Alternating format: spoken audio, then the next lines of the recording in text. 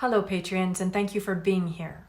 So recently I was asked the question, how do you go about imagining the wish fulfilled when you're feeling intense emotions in opposition to that wish fulfilled? Maybe it's great fear or hatred or whatever it might be. Personally, I just generally try to imagine anyways. I always come back to the key questions. What do I want instead? How would it feel if I had that? What is the conversation that would happen, whether I'm saying something or someone is saying something to me or about me? And then, especially being a more emotional person, I like to act it out loud. So like a method actress, I'll play my part or all the parts and I'll kind of just speak and act it out loud until I lose myself in it. And with practice, it gets easier. But I will say, maybe what helped me a little bit in doing that was studying a little bit of acting technique, whether it's online, on a website or YouTube. And I actually took an acting class, but I was only in there for maybe a month and we only met once or twice a week. And we had to do exercises, solo and sometimes in a pair or group.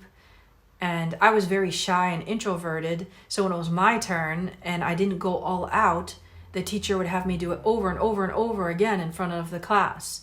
So being shy and introverted and not wanting to have to do it over and over in front of the class, you learn kind of fast to just wing it and go all out. And it was enough. And it helped kind of break me out of that shell. Whether you can find like a short-term class, even online Zoom class, it might really help you up your game and being able to awaken a more of that imaginative side. So often what you see is as people get older, unless they're already in an artistic field, that imagination muscle kind of atrophies. So even though what Neville and other similar mystics have taught sounds really simple, when you're in a very challenging situation and your emotions seem like they've taken over, it can seem very challenging. So that's why I do think, some skills like acting can help unleash and harness that imagination. So because I had that background, sometimes when I was dealing with some stressful matter of the heart, I was able to just flip that switch off for a moment and just go into my imagination. And with practice, it almost feels like magical alchemy. My mood would change. But then, of course, later on, it could get triggered again, and then you feel bad again, sometimes even worse. And then I would just repeat the process again, and usually my issue worked out. And another thing that especially helped me was Dr. Joe Dispenza's Becoming Supernatural, especially the meditations.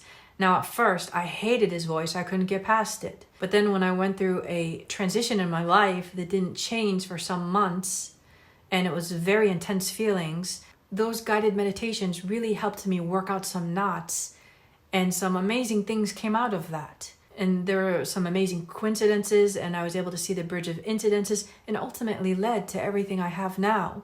And of course, when I'm sometimes feeling really icky energy, I'll use some techniques like taught by the NLP hypnotist David Snyder, his spinning technique, and I'll put this info in the info section beneath the video. So let's say the spinning technique. Let's say I had this horrible feeling of jealousy or something. So I might feel where that energy is, and let's say I feel it in my gut. So I'll just imagine taking all that energy out from my gut, just moving it with my hands. And when I pull every last bit of it out, and I have it here, and I imagine how it's just the gut feeling, how it's spinning.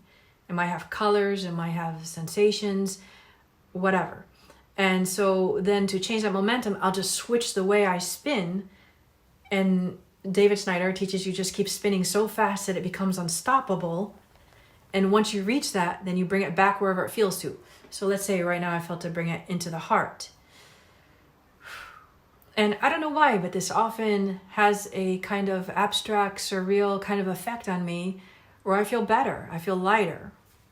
So that's definitely something you can try. I think the good thing about it is it kind of just bypasses the rational mind and gets you doing something physical, which for some reason it seems like it helps move energy more, especially when you're very emotional and on the surface and the tangible in the world of senses. And you can also use this to spin qualities that you want as well back into yourself. So you might imagine what's the energy like to feel a great love. And maybe I feel it here and I feel it spinning this way. And I can feel all kinds of pink colors and hearts. And, you can just imagine making it bigger and brighter and faster so it's unstoppable. and then maybe it goes into my third eye. That's just where I felt drawn to put it. And I don't know why, but that also works for me too. Then I feel a lot more love and light. So I will link video samples of this beneath so you can hear it directly from the source. But those are the things I do when I might feel overwhelmed by intense energies, because I can actually be a very intense person, but I've still learned to go on and to imagine regardless and to continue to persist. There is another technique called the release technique, and I will actually put a link by the guy who created that, as well as a woman who kind of demos it pretty well. It's kind of similar but different, so you could try both out and see what works for you. And other than that, just continuing to read the words of the mystics, whatever at that moment really calls out to me. Sometimes it's different. It could be Neville, another time it could be Nisargadatta Maharaj, whatever it might be. And sometimes it's just something having nothing to do with this. Might be just going for a walk out in nature, listening to my favorite music, or watching some beautiful place that I want to be, but now I'm in that place. So personally, I like to imagine, even in the midst of that intense emotion, to give it a try, to go all out.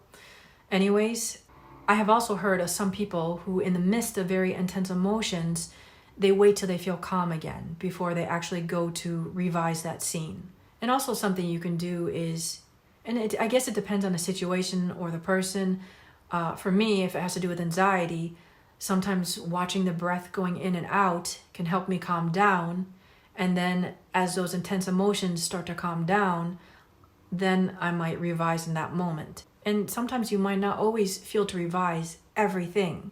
Sometimes just being with that breath, sometimes just going on a walk in nature, listening to your favorite music, watching something that makes you happy on YouTube or something. So in some cases, just putting my mind somewhere more desirable, because where my focus is, I know is going to grow. And sometimes I'll just simply do nothing. I just think of what Eckhart Tolle taught of just being, watching these thoughts, these feelings, and starting to feel some distance from the emotions. And I think about his wise words of what is the point of life? Why are we here? What is it that we are? And why is it that we suffer?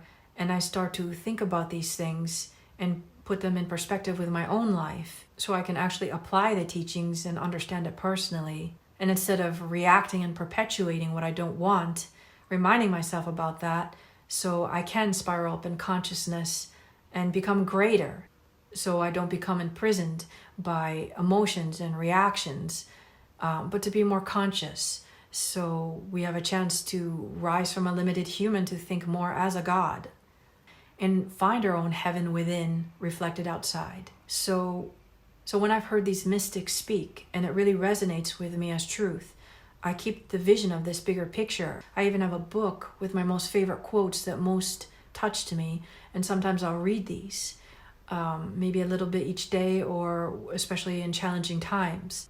And for me, it helps bring me back to peace and truth and get a grip on things, to be able to transcend and see everything that's going on as an opportunity to break out of the shell to something more sublime.